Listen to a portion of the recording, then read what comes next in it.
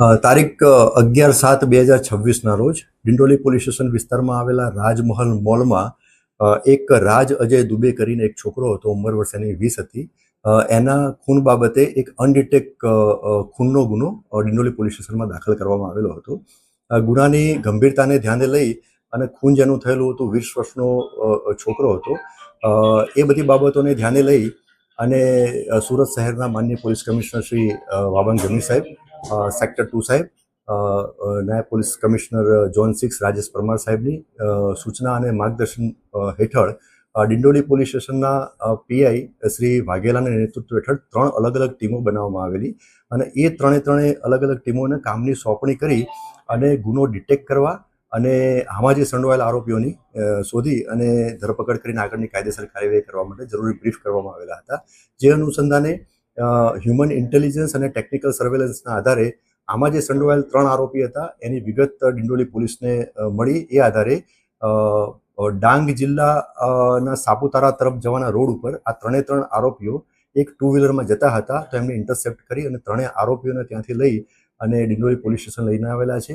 એમની પ્રાથમિક પૂછપરછ અત્યારે હાલ ચાલુ છે. પ્રાથમિક પૂછપરછમાં એમને ગુનો કરેલાની કબૂલાત કરેલ છે અને આ જે ગુનો જે મોટિવ હતો આ 3 આરોપીનો, એમાં એ રીતનું હતું કે 3 આરોપીના પહેલા તો નામ જણાવું કે 3 આરોપી પૈકી પહેલા આરોપીનું નામ છે જયેશ ઉર્ફે જેમિન ભરત વૈષ્ણવ.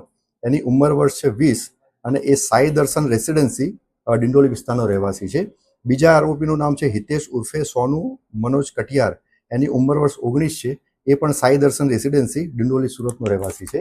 અને ત્રીજા આરોપીનું નામ છે પ્રશાંત ઉર્ફે પવન ઉર્ફે બાશી રાજુ સિંધે. એની ઉંમર વર્ષ 19 છે. એ છત્રપતિ શિવાજીનગર લિંબાયતનો રહેવાસી છે. આ 3 આરોપી અને જે ભોગ બનનાર જે છે એ બધા મિત્રો હતા. આ જે 3 આરોપી પૈકી 2 આરોપી એટલે કે જયેશ વૈષ્ણવ અને હિતેશ કટિયારે એને અને વિક્ટિમ જે છે ભોગ બનનાર રાજ અજય દુબેને એને પૈસાની લેતી દેતીની મેટર હતી.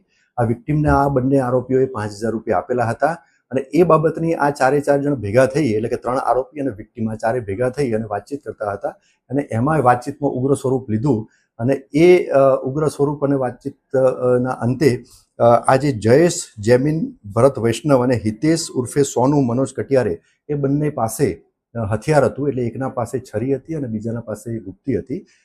તો એની ઉપયોગ કરી અને આ વિક્ટિમને એ ગંભીર ઈજા કરવામાં આવેલી હતી, જેના કારણે આ વિક્ટિમનું મોત થયેલું છે.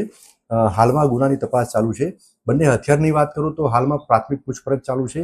હથિયાર હજુ રિકવર કરવાના બાકી છે અને આ 3 આરોપી જે 2 વ્હીલર ઉપર ભાગ્યા હતા